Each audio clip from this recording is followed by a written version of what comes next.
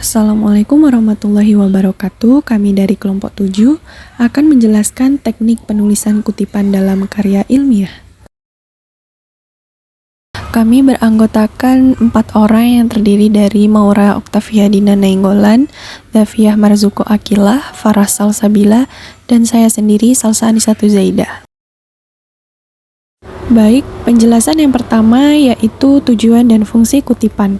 Tujuan utama, setiap karya ilmiah wajib memiliki referensi dan perujukan itu harus memiliki prosedur teknik penulisan kutipan yang benar.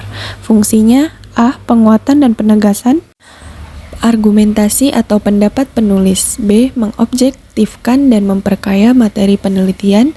C. Mencegah terjadinya plagiarisme. Mengutip merupakan pekerjaan yang dapat menunjukkan kredibilitas penulis. Oleh karena itu, mengutip harus dilakukan secara teliti, cermat, dan bertanggung jawab.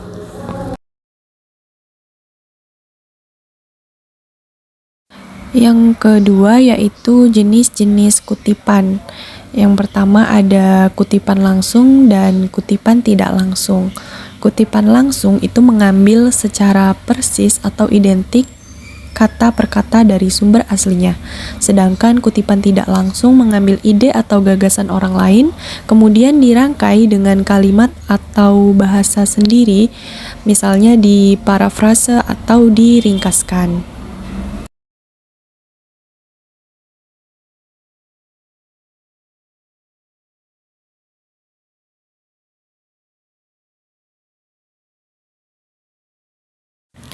Jadi di sini ada teknik penulisan kutipan langsung.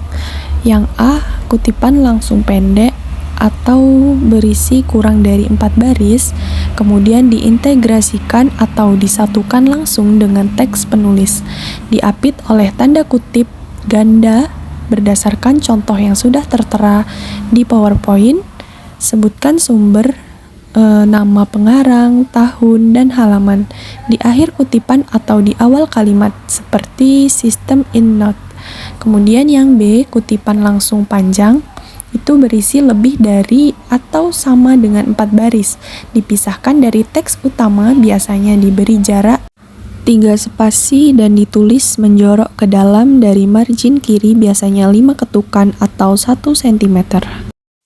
Jarak antar baris kutipan adalah 1 spasi, boleh diapit oleh tanda kutip atau tidak. Sebutkan sumber seperti nama pengarang, tahun, dan halaman.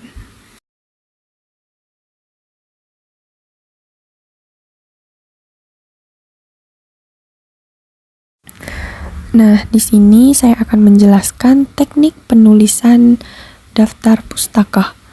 Itu ada 2, yang A, aturan umum atau gaya tahun seperti nama atau apa style. 1. Disusun secara alfabet berdasarkan nama belakang penulis atau pengarang.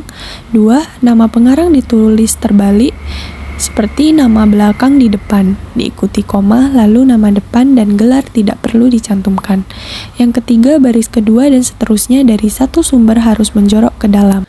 Yang B, urutan unsur sumber buku.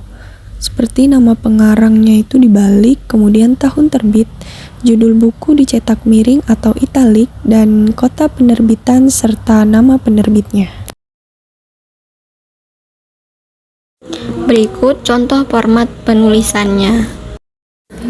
Kalau sumbernya berupa buku, urutan-urutan penulisannya adalah nama belakang penulis, nama depan dapat disingkat, kemudian tahun penerbitan, judul buku digaris bawahi, edisi, kota asal, dan penerbit.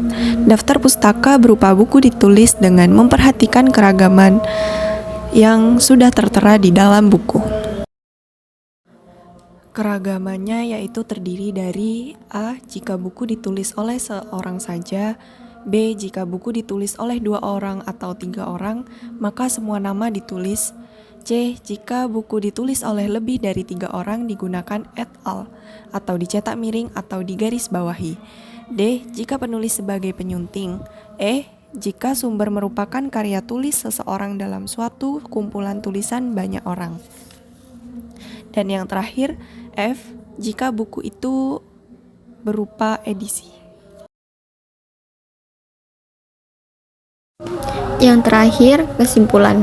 Teknik penulisan kutipan dalam karya ilmiah adalah proses baku dan konsisten yang wajib diikuti untuk mengambil, mencatat, dan mengakui ide, gagasan, atau pernyataan dari sumber lain.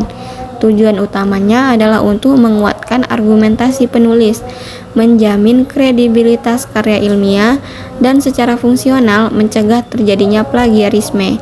Teknik ini mencakup pemahaman mendalam tentang dua jenis utama, yaitu kutipan langsung dan kutipan tidak langsung.